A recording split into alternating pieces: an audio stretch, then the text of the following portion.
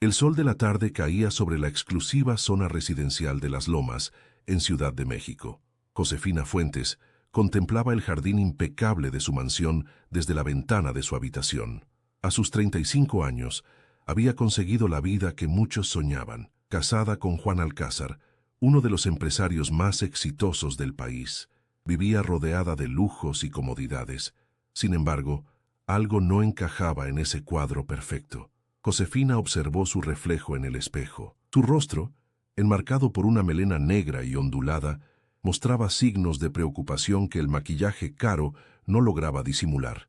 Hacía semanas que notaba cambios en Juan, llegadas tardías, excusas vagas sobre reuniones de negocios y, sobre todo, esas llamadas. Llamadas que siempre atendía en privado, alejándose de ella con una sonrisa tensa. «Señora Josefina, la cena está lista», anunció Dolores, el ama de llaves que llevaba más de 10 años trabajando para la familia Alcázar. «Gracias, Dolores. ¿Ha llegado mi esposo?» «No, señora. Llamó hace media hora para avisar que tendrá una cena de negocios». «Otra vez». Josefina asintió, ocultando su decepción. Bajó al comedor, donde la mesa estaba perfectamente dispuesta para 2 personas. Con un gesto, indicó a Dolores que retirara uno de los servicios. Mientras cenaba en soledad, su mente repasaba los últimos meses. Juan y ella se habían conocido 5 años atrás en un evento de caridad. Él, 15 años mayor que ella, quedó cautivado por la joven profesora de arte que trabajaba con niños de escasos recursos.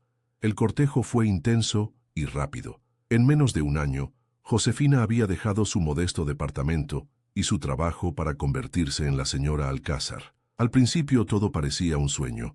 Juan era atento, generoso, y la trataba como a una reina. Pero gradualmente, las cosas comenzaron a cambiar. Los viajes de negocios se hicieron más frecuentes, las conversaciones más superficiales, y una barrera invisible se había instalado entre ellos. Tras la cena, Josefina subió a su habitación y tomó el celular de Juan, que había olvidado esa mañana. No era la primera vez que lo revisaba a escondidas, un hábito que nunca pensó que desarrollaría. La pantalla mostró varias notificaciones y, entre ellas, un mensaje de un número sin registrar. Todo listo para esta noche. Misma hora, mismo lugar. El corazón de Josefina dio un vuelco. Sin pensarlo 2 veces, marcó el número, pero inmediatamente colgó antes de que contestaran. ¿Qué iba a decir? ¿Cómo enfrentaría a la persona del otro lado? Necesitaba pruebas concretas antes de confrontar a Juan. Esa noche, acostada en la cama matrimonial que ahora parecía demasiado grande, Josefina tomó una decisión. No seguiría viviendo en la incertidumbre. Averiguaría la verdad, costara lo que costara. A la mañana siguiente, Juan actuaba con normalidad, como si nada ocurriera. Besó a Josefina en la frente antes de salir, dejando tras de sí el aroma de su colonia cara. «Hoy tengo una reunión importante. No me esperes para cenar», dijo con la misma sonrisa encantadora que la había enamorado años atrás. «¿Otra vez?», preguntó Josefina, intentando que su voz sonara casual. «Los negocios no esperan, mi amor. Estamos cerrando un trato con inversionistas japoneses», explicó mientras revisaba su maletín. «Te compensaré el fin de semana, lo prometo». Cuando Juan se marchó, Josefina llamó a su única confidente, Mariana, su hermana menor. «No puedo seguir así, Mari», confesó con la voz quebrada. «Necesito saber qué está pasando». «¿Has considerado contratar a un investigador?», sugirió Mariana. «No, esto es algo que debo hacer yo misma». Esa tarde, Josefina puso en marcha su plan. Colocó discretamente una aplicación de rastreo en el celular de Juan, aprovechando que él siempre dejaba sus contraseñas guardadas en la computadora de casa. Luego, preparó una pequeña maleta con lo esencial: ropa oscura, una botella de agua, un cargador de celular y una pequeña cámara que había comprado en una tienda de electrónicos. A las 19:30, la aplicación mostró que el auto de Juan se dirigía hacia la zona de Polanco. Josefina tomó un taxi y le pidió al conductor que siguiera la ruta marcada en su celular, manteniendo una distancia prudente. El taxi la dejó cerca de un elegante restaurante llamado La Maison, frecuentado por la élite empresarial de la ciudad. Desde la acera de enfrente, Josefina observó cómo Juan entraba al establecimiento. Por un momento, sintió alivio. Quizás realmente se trataba de una cena de negocios. Sin embargo, Ese alivio se esfumó cuando vio salir a Juan apenas 15 minutos después, hablando por teléfono con expresión tensa.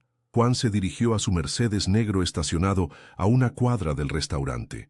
Josefina, con el corazón latiendo desbocado, tuvo una idea impulsiva. Aprovechando que Juan se había detenido a terminar su llamada, corrió hacia el vehículo. Conocía el código de la alarma y sabía que Juan raramente activaba el seguro interior. Con movimientos rápidos, abrió la puerta trasera y se deslizó dentro, ocultándose en el espacio entre los asientos. Apenas tuvo tiempo de acomodarse cuando escuchó los pasos de Juan acercándose. La puerta del conductor se abrió y el motor arrancó. Josefina contenía la respiración, consciente de que había cruzado una línea de la que no habría retorno. El auto avanzaba por las calles nocturnas de la Ciudad de México. Desde su incómodo escondite, Josefina sentía cada bache, cada giro. El trayecto parecía interminable. Finalmente, tras aproximadamente 30 minutos, el vehículo se detuvo. A través del reducido espacio entre los asientos, Josefina pudo ver que estaban en una zona residencial que no reconocía, posiblemente en las afueras de la ciudad. Juan apagó el motor, pero no salió inmediatamente. En lugar de eso, sacó su teléfono y realizó una llamada. «Ya estoy aquí», dijo con una voz que Josefina apenas reconoció. Fría, calculadora. «¿Tienes los documentos?» «Excelente. Recuerda, si algo sale mal, ninguno de nosotros se conoce». Un escalofrío recorrió la espalda de Josefina. «¿Documentos? ¿Quiénes eran nosotros?» Juan continuó hablando, ahora en voz más baja. «El plan sigue como acordamos. Ortega no sospecha nada. Para cuando se dé cuenta será demasiado tarde». Hizo una pausa. «¿La mujer? No te preocupes por ella. Está demasiado ocupada gastando mi dinero para anotar algo». Josefina se llevó una mano a la boca para ahogar un gemido. Estaba hablando de ella. De repente, la imagen que tenía de su matrimonio se desmoronaba como un castillo de naipes. «Necesito que todo esté listo para el viernes», continuó Juan. «Los fondos ya están en la cuenta de Panamá. Una vez que cerremos el trato con los japoneses, desapareceremos del radar. Ni la policía ni Hacienda podrán rastrearnos». La conversación continuó por unos minutos más, revelando detalles sobre lo que parecía ser un elaborado fraude corporativo. Josefina grababa todo con su celular, aunque sus manos temblaban tanto que temía que Juan pudiera escuchar el castañeteo de sus dientes. Finalmente, Juan salió del auto. Josefina esperó unos segundos y luego se arriesgó a mirar por la ventana. Estaban frente a una casa moderna pero discreta, con un jardín bien cuidado. Juan se encontró con un hombre en la entrada. Rodrigo Vega, el vicepresidente financiero de Alcázar Enterprises. Josefina lo había visto en varias fiestas corporativas, siempre sonriente y encantador con ella. Ahora, los dos hombres intercambiaban un apretón de manos tenso antes de entrar en la casa. Aprovechando la oportunidad, Josefina salió silenciosamente del auto y buscó un lugar desde donde pudiera observar sin ser vista. La noche era fresca y una llovizna típica de la temporada comenzaba a caer sobre la ciudad. Se acercó a una ventana lateral de la casa, protegida por unos arbustos. A través de las cortinas entreabiertas, podía ver a Juan, Rodrigo y una tercera persona que no reconoció, revisando documentos esparcidos sobre una mesa. La conversación era inaudible desde su posición, pero los gestos y expresiones de los tres hombres revelaban la seriedad del asunto. En un momento, Juan sacó un fajo de billetes y lo entregó al desconocido, quien asintió con satisfacción. Josefina sacó su celular para tomar algunas fotografías, pero en ese preciso instante, la puerta trasera de la casa se abrió. Una mujer elegante de unos 40 años salió a fumar un cigarrillo. Josefina se escondió rápidamente detrás de un árbol, conteniendo la respiración. Cuando la mujer regresó al interior, Josefina decidió que era demasiado peligroso permanecer allí. Con el corazón latiendo desbocado, se alejó de la propiedad y caminó unas cuadras hasta encontrar una avenida principal donde pudo tomar un taxi. Durante el trayecto de regreso, su mente procesaba frenéticamente lo que acababa de descubrir. Juan, el hombre que había jurado amarla y protegerla, estaba involucrado en algo turbio, posiblemente ilegal, y peor aún, la consideraba tan superficial e insignificante que ni siquiera la veía como una amenaza. Al llegar a casa, Josefina se escabulló por la entrada de servicio. Eran casi las 11 de la noche y la mayoría del personal ya se había retirado, excepto por el guardia de seguridad en la entrada principal. Se dirigió a su habitación y se encerró, vertiendo el contenido de su mente en una libreta. Nombres, fechas, fragmentos de conversaciones, todo lo que pudiera ayudarla a armar ese rompecabezas. Cerca de la medianoche, escuchó el auto de Juan en el garaje. Rápidamente guardó sus notas en el cajón de su tocador y fingió estar dormida. Juan entró silenciosamente en la habitación, se desvistió en la oscuridad y se acostó a su lado. El aroma de un perfume desconocido flotaba sutilmente alrededor de él, otro detalle que se sumaba a la lista de traiciones. A la mañana siguiente, Juan se comportó con la normalidad de siempre. Desayunó rápidamente, besó a Josefina en la mejilla y salió rumbo a la oficina. Ella observó cómo su auto desaparecía por la calle arbolada, preguntándose quién era realmente el hombre con el que había compartido su vida durante los últimos años. Decidida a llegar al fondo del asunto, Josefina llamó a Mariana y le pidió que viniera urgentemente. Necesitaba un consejo, un hombro en el cual apoyarse. Mientras esperaba, revisó la grabación de la noche anterior. La calidad del audio no era óptima, pero las palabras clave eran claras. Fraude, Panamá, dinero, desaparecer. Cuando Mariana llegó, Josefina le contó todo, mostrándole las pruebas que había recopilado. «Dios mío, yo sé», exclamó Mariana después de escuchar la grabación. «Esto es serio. Debes ir a la policía». «No es tan simple», respondió Josefina, frotándose las sienes. «No tengo suficientes pruebas concretas. Además, Juan tiene conexiones en todas partes, incluso en la policía. ¿Y si esto se vuelve contra mí? Entonces necesitas más evidencia», concluyó Mariana. «Pero ten cuidado. Si lo que escuchaste es cierto, Juan podría ser peligroso». Esas palabras resonaron en la mente de Josefina. ¿Sería capaz Juan de hacerle daño? Hasta hace poco habría jurado que no. Ahora ya no estaba segura de nada. Los días siguientes transcurrieron en una extraña normalidad. Josefina interpretaba el papel de esposa despreocupada, mientras secretamente continuaba su investigación. Aprovechando que Juan pasaba la mayor parte del día en la oficina, comenzó a revisar sistemáticamente su estudio en casa. El despacho de Juan era un espacio elegante, decorado con maderas oscuras y estanterías llenas de libros que rara vez leía. Josefina conocía la contraseña de la computadora personal de su esposo, el cumpleaños de su madre, pero nunca había tenido motivos para usarla hasta ahora. Con los dedos temblorosos, encendió el equipo y accedió a sus archivos. La mayoría eran documentos relacionados con Alcázar Enterprises, presentaciones, contratos, análisis financieros. Nada parecía fuera de lo normal, hasta que encontró una carpeta protegida titulada Proyecto Fénix. Tras varios intentos fallidos, Josefina logró descifrar la contraseña, Tokio 2025. Dentro encontró documentos que confirmaban sus peores sospechas. Alcázar Enterprises estaba al borde de la quiebra, ocultando pérdidas millonarias mediante contabilidad creativa. El supuesto trato con inversionistas japoneses era una fachada para un esquema de lavado de dinero que involucraba a varios ejecutivos de la empresa, incluido Rodrigo Vega. Pero había algo más inquietante.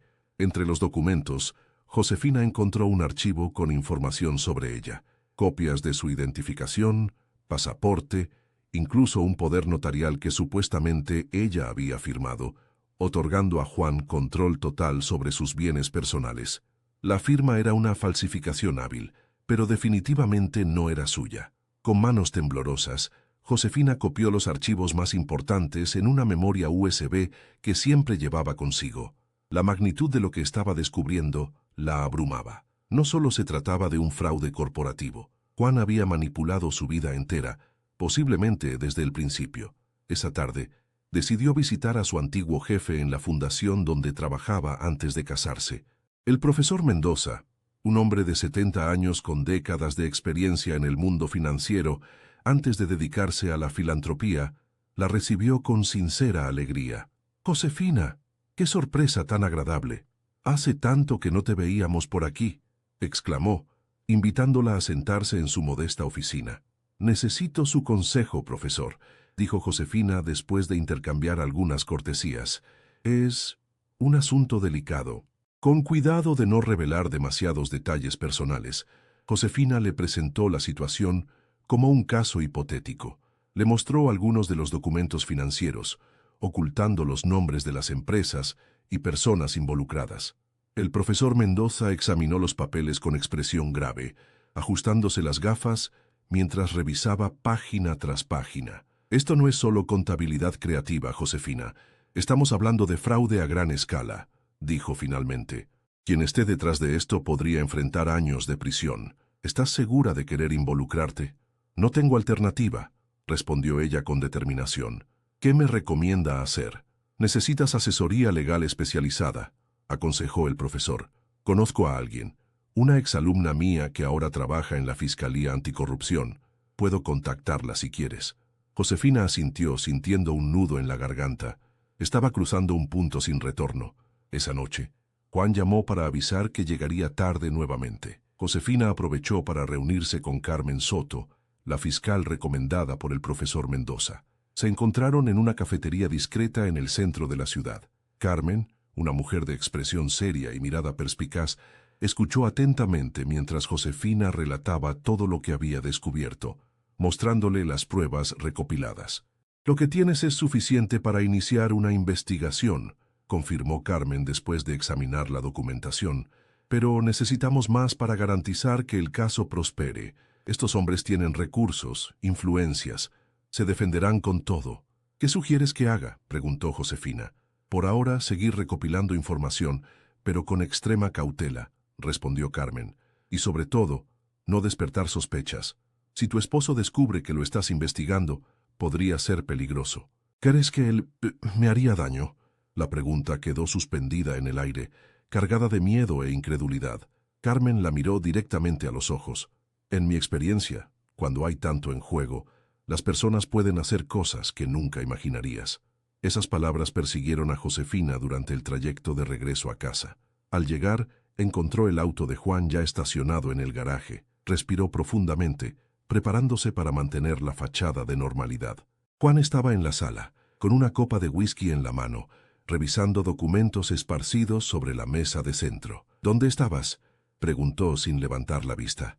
Fui a cenar con Mariana, mintió Josefina con una naturalidad que la sorprendió a ella misma. Te dejé un mensaje. Juan asintió distraídamente. Parecía preocupado, tenso.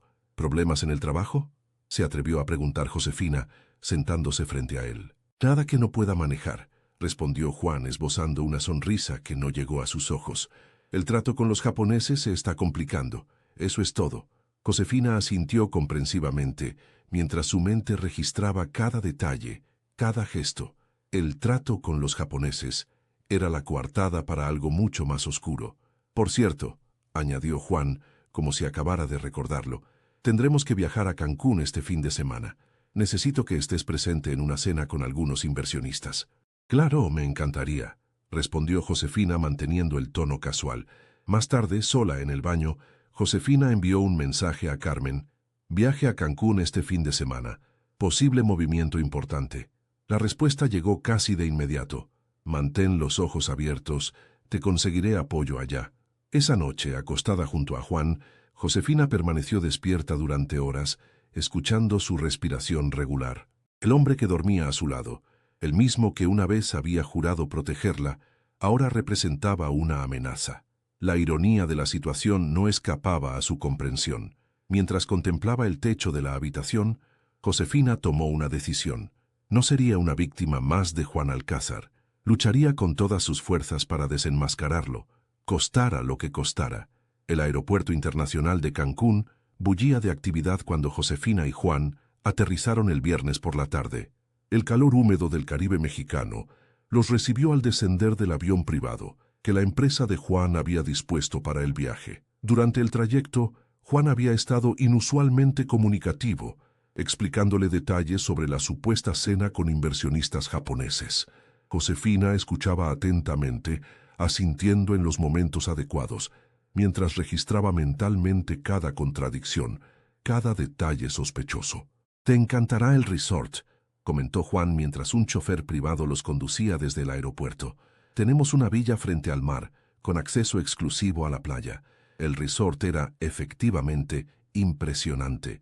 Una propiedad de lujo ubicada en la exclusiva zona de Puerto Morelos, con villas privadas dispersas entre jardines tropicales y playas de arena blanca. En circunstancias normales, Josefina habría quedado maravillada.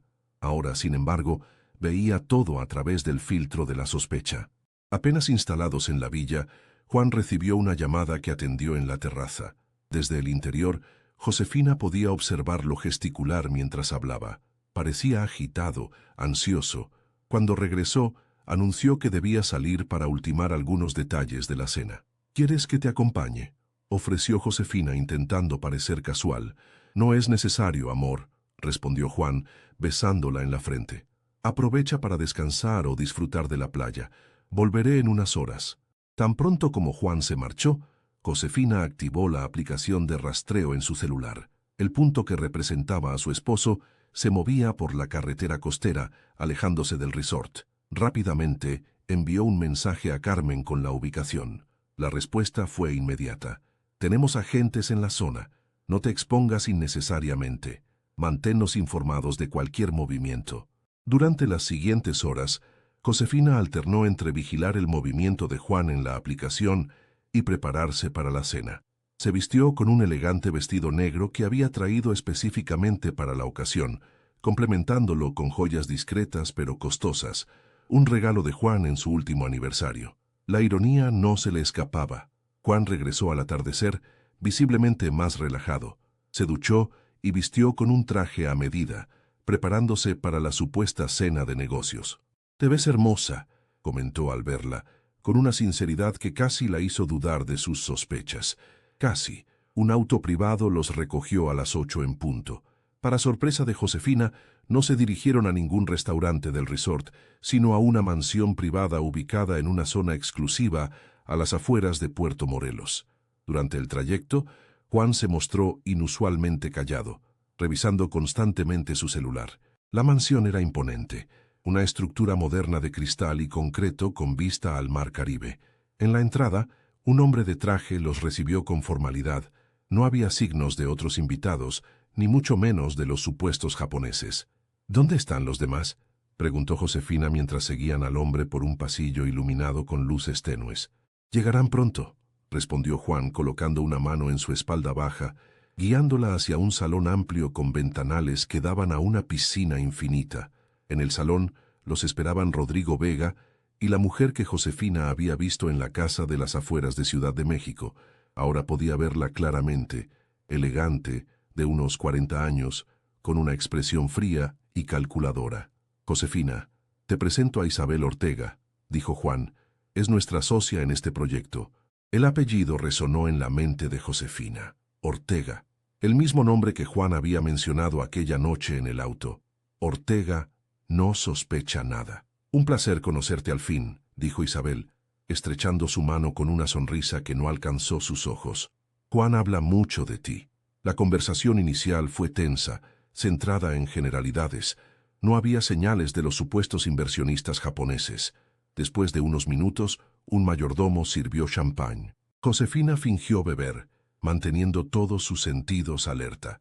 «Bueno, ya que estamos los cuatro, podemos hablar del verdadero motivo de esta reunión», anunció Juan, adoptando un tono de negocios que Josefina conocía bien. Lo que siguió fue una revelación tras otra. No había inversionistas japoneses. El proyecto Fénix era un elaborado esquema para desviar fondos de Alcázar Enterprises a cuentas en el extranjero, utilizando empresas fantasma establecidas en Panamá. Isabel Ortega no era socia, sino la hermana del principal accionista de la empresa, quien aparentemente no estaba al tanto del fraude. Mientras los tres discutían detalles logísticos, Josefina mantenía una expresión de interés educado, como si todo aquello fuera normal. En realidad estaba grabando discretamente la conversación con su celular oculto en su bolso. «Mañana a las 9 a.m. se realizará la transferencia final», explicó Rodrigo, mostrando documentos en su tablet. «Para el lunes los fondos estarán seguros en Suiza y habremos desaparecido del radar». «¿Y qué hay de los demás accionistas?», preguntó Isabel. «Mi hermano comenzará a hacer preguntas eventualmente». «Para entonces será demasiado tarde», respondió Juan con una sonrisa confiada. «La empresa se declarará en quiebra, culparemos a la mala gestión anterior y nosotros estaremos lejos, disfrutando de nuestro retiro anticipado. Josefina sintió un escalofrío. El plan era despiadado, calculado con precisión. Miles de empleados perderían sus trabajos, accionistas como el hermano de Isabel perderían millones, y ellos simplemente desaparecerían con el botín. ¿Y tu esposa?, preguntó Isabel, dirigiendo una mirada penetrante hacia Josefina. ¿Está al tanto de todo? Juan rió suavemente, colocando un brazo alrededor de los hombros de Josefina. Mi esposa confía en mí completamente, respondió con arrogancia. Además, ya me encargué de ese detalle. Legalmente todos sus bienes están bajo mi control. Vendrá con nosotros, por supuesto. Josefina mantuvo la sonrisa mientras su corazón latía desbocado. Juan la estaba utilizando como una pieza más en su juego. Probablemente planeaba deshacerse de ella una vez que ya no la necesitara. La cena continuó con discusiones sobre logística, pasaportes falsos, rutas de escape, contactos en diferentes países. Josefina participaba mínimamente, observando y registrando cada detalle. Cuando finalmente se despidieron cerca de la medianoche, tenía suficiente evidencia para hundir a los tres. De regreso en la villa del resort, Juan parecía eufórico, casi maníaco. Abrió una botella de champán y propuso un brindis. Por nuestro futuro, dijo alzando su copa.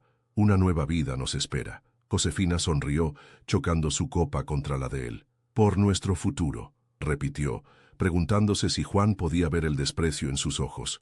Más tarde, cuando Juan finalmente se durmió, Josefina salió silenciosamente a la terraza. Con dedos temblorosos, envió toda la evidencia recopilada a Carmen, junto con un mensaje. Tienen todo listo para huir mañana después de la transferencia. 9 a.m. La respuesta llegó minutos después.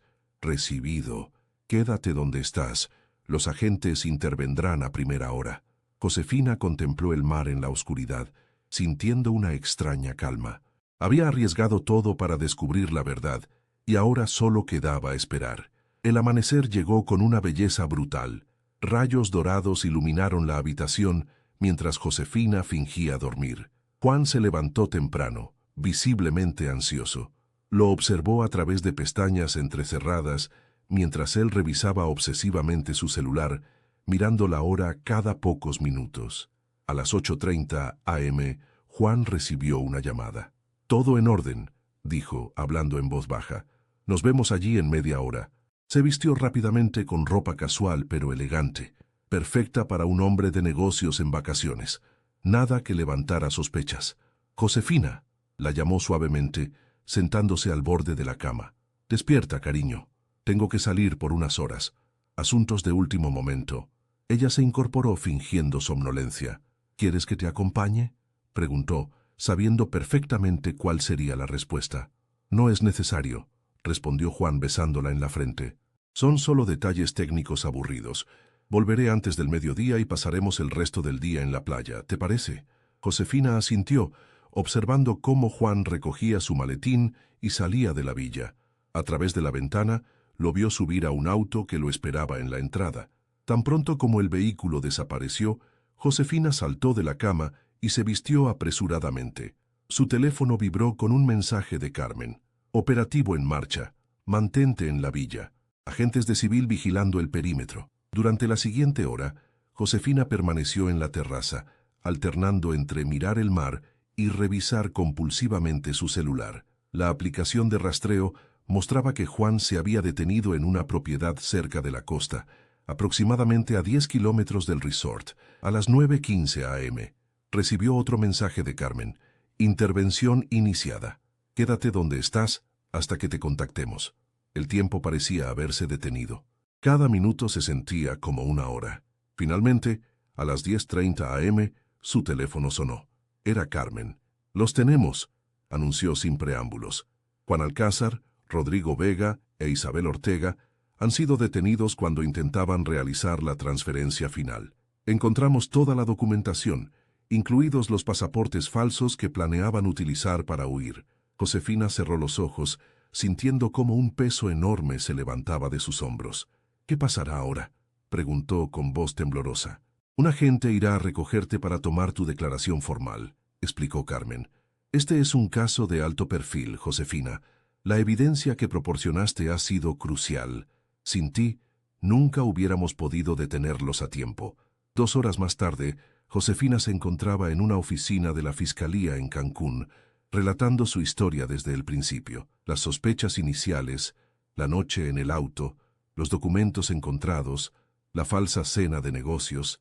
Cada detalle quedó registrado en una declaración oficial. Según nuestras estimaciones preliminares, estamos hablando de un fraude de más de 200 millones de dólares, explicó el fiscal encargado del caso. Sin su intervención, señora Fuentes, esos fondos habrían desaparecido para siempre. ¿Puedo verlo?, preguntó Josefina después de firmar su declaración. El fiscal intercambió miradas con Carmen, quien asintió levemente. 5 minutos, concedió. No más.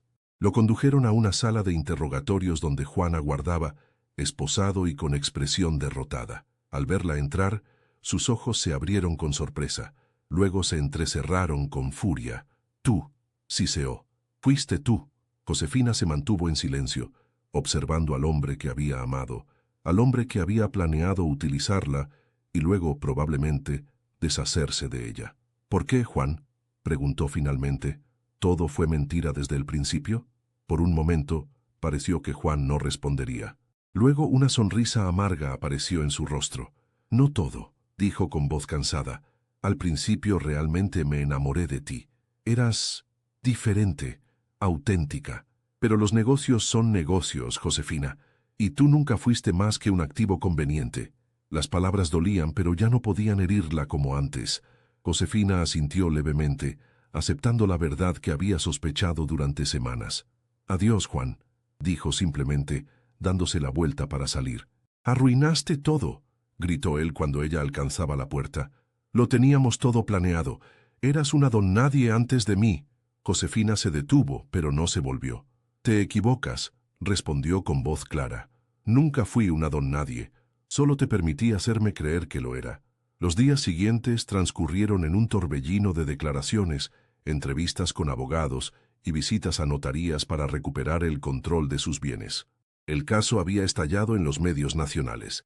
Esposa desenmascarara fraude millonario. El escándalo Alcázar conmociona al mundo empresarial. Josefina evitaba las cámaras y los periodistas, refugiándose en un hotel discreto mientras se resolvía la situación legal. Una semana después del arresto, Josefina regresó a la mansión en Las Lomas para recoger sus pertenencias personales.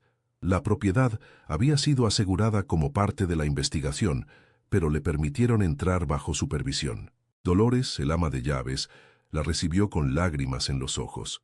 Señora Josefina, no puedo creer todo lo que ha pasado, dijo la mujer abrazándola. Siempre supe que el señor Juan no era lo que aparentaba, pero nunca imaginé algo así. Yo tampoco, Dolores, confesó Josefina mientras subía las escaleras hacia la que había sido su habitación.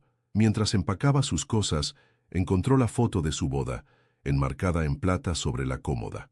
La observó por un momento, ella sonriendo radiante, Juan mirándola con lo que parecía adoración, una perfecta mentira capturada para siempre. Sin pensarlo 2 veces, retiró la fotografía del marco y la rompió en pedazos, que dejó caer en el cesto de basura. El marco, sin embargo, lo guardó en su maleta. Era un bonito marco, después de todo. 3 meses después, Josefina se encontraba frente a un grupo de estudiantes en la fundación donde había trabajado antes de conocer a Juan. El profesor Mendoza la había invitado a dar una charla sobre su experiencia. Lo más importante que aprendí, concluyó Josefina, mirando a los jóvenes que la escuchaban atentamente, es que la verdad siempre encuentra su camino. Puede tomar tiempo, puede ser dolorosa, pero al final es lo único que realmente importa. Después de la charla, mientras recogía sus notas, su teléfono vibró con un mensaje de Carmen. Sentencia dictada. 15 años para Juan, 12 para Rodrigo, 10 para Isabel. Justicia servida. Gracias a ti. Josefina sonrió levemente. No era una sonrisa de alegría ni de triunfo, sino de paz. La pesadilla había terminado. Esa tarde, caminando por el paseo de la Reforma, se detuvo frente al escaparate de una agencia de viajes. Un cartel promocionaba un tour por el sureste asiático, Tailandia, Vietnam, Camboya, países que siempre había soñado visitar, sueños que había postergado por Juan. Sin dudarlo, Entró en la agencia y reservó un pasaje para el mes siguiente. Era hora de comenzar de nuevo, de redescubrirse a sí misma. Mientras salía a la calle bulliciosa, el sol de la tarde bañaba la Ciudad de México con una luz dorada. Josefina respiró profundamente, sintiendo una libertad que había olvidado. Ya no era la esposa de Juan Alcázar, el millonario, era simplemente Josefina Fuentes, una mujer que había tenido el valor de esconderse en un coche para descubrir la verdad, una verdad que aún le helaba la sangre al recordarla, pero que le había devuelto su vida. Su teléfono sonó. Era Mariana. «¿Cómo estás, hermana?», preguntó con genuina preocupación. «Bien», respondió Josefina, y por primera vez en mucho tiempo era completamente cierto. «Estoy realmente bien». Al colgar, continuó su camino con paso firme. El futuro era incierto, pero por fin le pertenecía solo a ella.